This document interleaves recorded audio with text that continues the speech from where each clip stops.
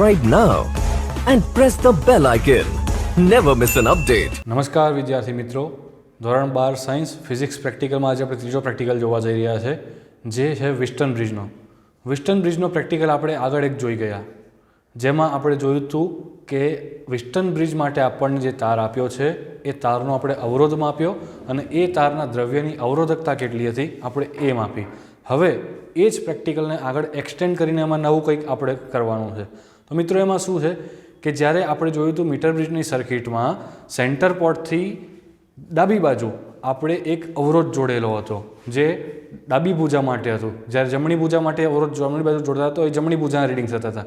તો હવે આવી જ રીતે આ વસ્તુ કરવાની છે. જમણી બાજુ આપણે અવરોધ જે એક જોડ્યો હતો ડાબી ભુજા માટે જે એક અવરોધ જોડેલો હતો આપણે ત્યાં હવે આપણે બે અવરોધ જોડવાના છે. કેમ? કારણ કે પ્રેક્ટિકલ 3માં એનો હેતુ એવો છે કે આપેલા મીટર બ્રિજ માટે શ્રેણી સમાંતર જોડાણ ચકાસવા કોના અવરોધના શ્રેણી અને સમાંતર જોડાણના નિયમોને આપણે અહીંયા પ્રેક્ટિકલી ચકાસવાના છે. તો આપણે જોઈએ મિત્રો, તો સૌથી પહેલાં આપણે એની સર્કિટ જોઈશું. તો સર્કિટમાં મિત્રો આપણે અહીંયા જોઈ શકીએ છીએ કે સૌથી પહેલાં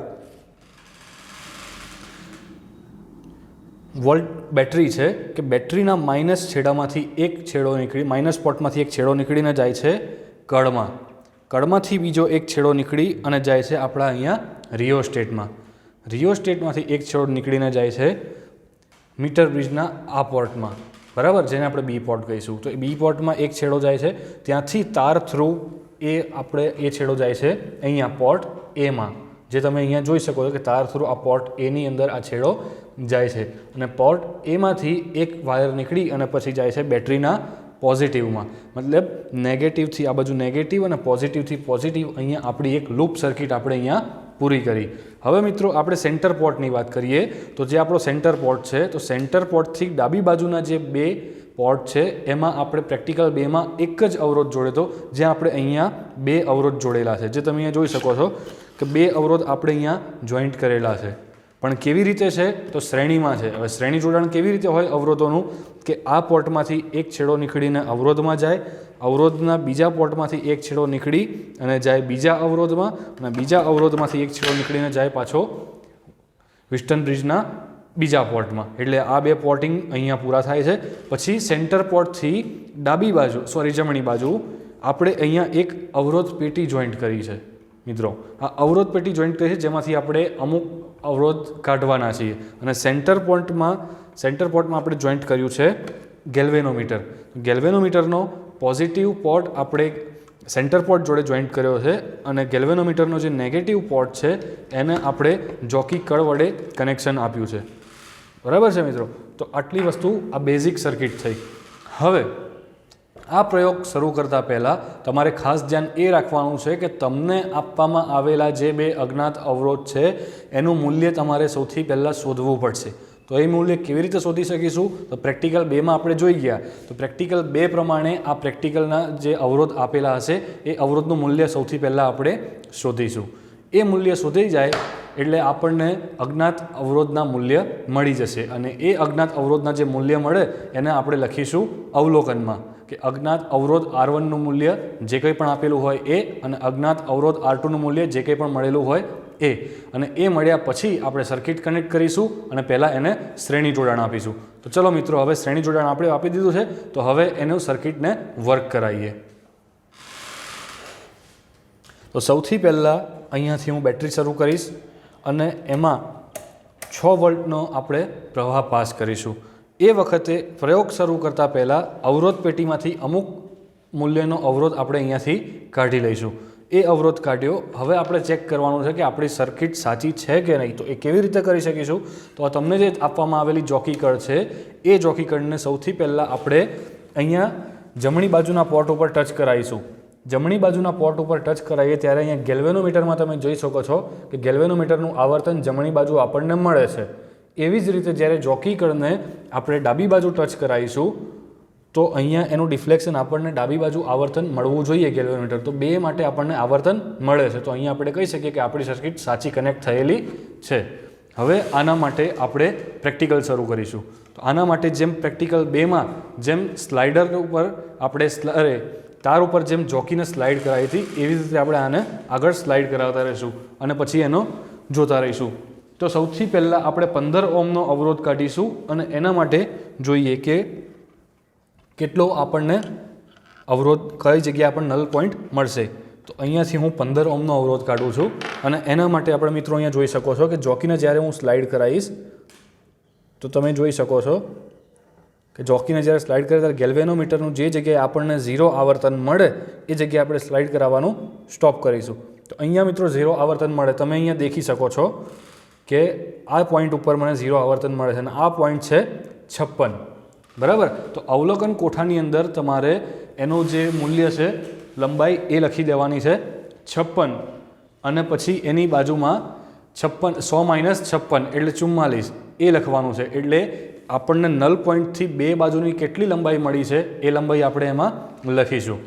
તો એ આવી રીતે અલગ અલગ મૂલ્યના અવરોધ કાઢી અને આ જ રીતે પ્રેક્ટિકલને આપણે રિપીટ કરીશું શ્રેણી જોડાણ માટે અને પછી એને સ્લાઇડ કરાવતા જઈ અને અલગ અલગ એના મૂલ્ય અવરોધના લેતા જઈશું. હવે મિત્રો જોઈએ સમાંતર જોડાણ માટે. તો સમાંતર જોડાણ અવરોધોનું કેવું થાય એ રીતે જોઈએ. તો અહીંયા તમે જોઈ શકશો કે અહીંયા આપણને જે અવરોધ આપવામાં આવેલો છે, અવરોધને પહેલાં આપણે શ્રેણી જોડાણમાં આપેલો હતો, તો એ જ અવરોધને આપણે હવે સમાંતરમાં કરી દઈશું. તો સમાંતર જોડાણ ખાસ જોજો મિત્રો, સમાંતર જોડાણ કેવી રીતે આપી શકાય.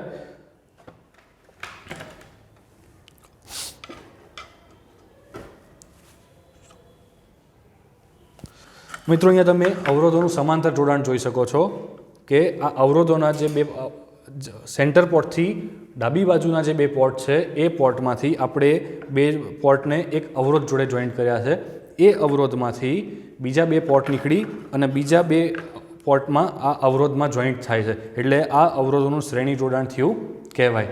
હવે આ શ્રેણી જોડાણ માટે જ્યારે આપણે પ્રેક્ટિકલ શરૂ કરીએ તો એના માટે સૌથી પહેલાં આપણે 3 ઓહ્મનો અવરોધ કાઢીશું અને એના માટે આપણને જે લંબાઈ મળશે એ આપણે ચેક કરીશું. તો અહીંયાથી આપણે અવરોધ પેટીમાંથી 3 ઓહ્મનો પહેલાં આપણે અવરોધ કાઢીશું. એ અવરોધ કાઢીશું 2 + 1 એમ 3 ઓહ્મનો અવરોધ કાઢ્યો છે. આ અવરોધ કાઢ્યા પછી આપણે અહીંયા ફરીથી જોકીને આ તાર ઉપર સ્લાઇડ કરાવીશું અને જે જગ્યાએ આપણને નલ પોઈન્ટ મળશે એ જગ્યાએ આપણે આને સ્લાઇડ કરાવવાનું સ્ટોપ કરી દઈશું. તો મિત્રો અહીંયા જોઈ શકાય છે, આ તમે અહીંયા જોઈ શકો છો કે ગેલ્વેનોમીટરમાં આ પોઈન્ટ ઉપર નલ પોઈન્ટ મળે છે.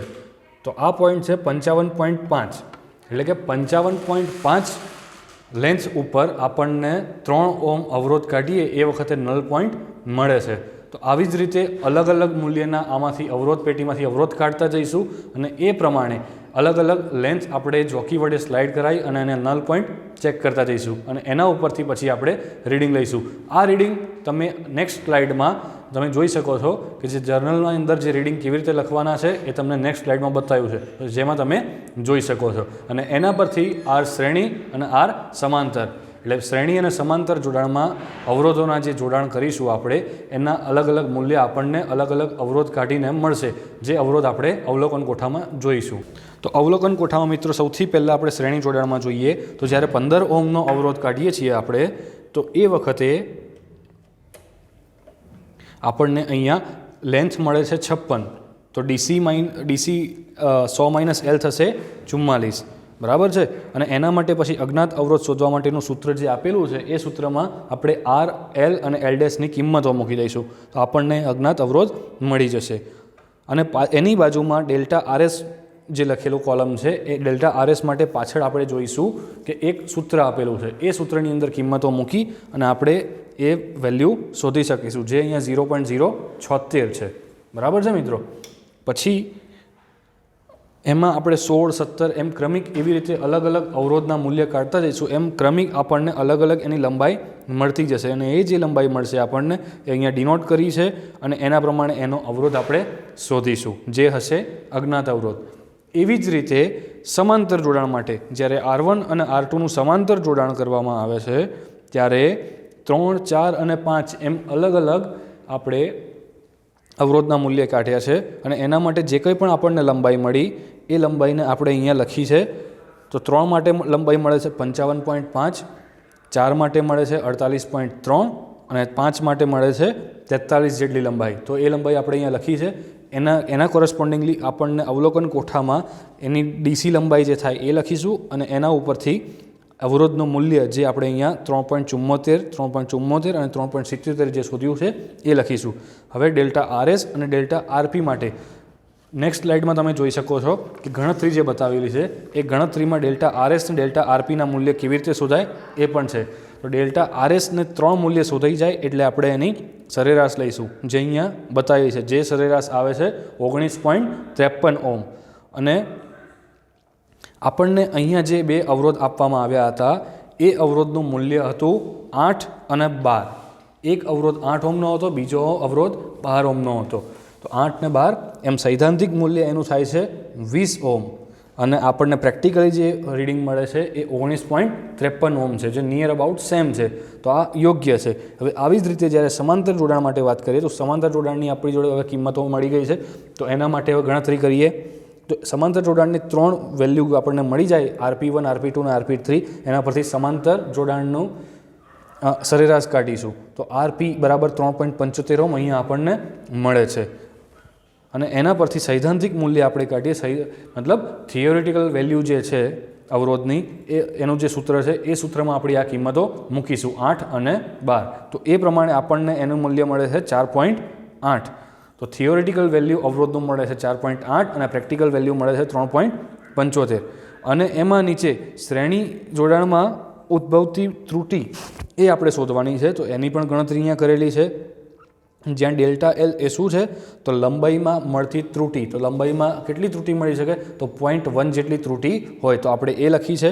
અને એ ત્રુટિનું મૂલ્ય ડેલ્ટા આરએસનું મહત્તમ મૂલ્ય 0.081 મળે છે. એવી જ રીતે સમાંતર જોડાણના માપનમાં જે ત્રુટિ મળતી હોય એ આપણે એ સૂત્રમાં મૂકીશું.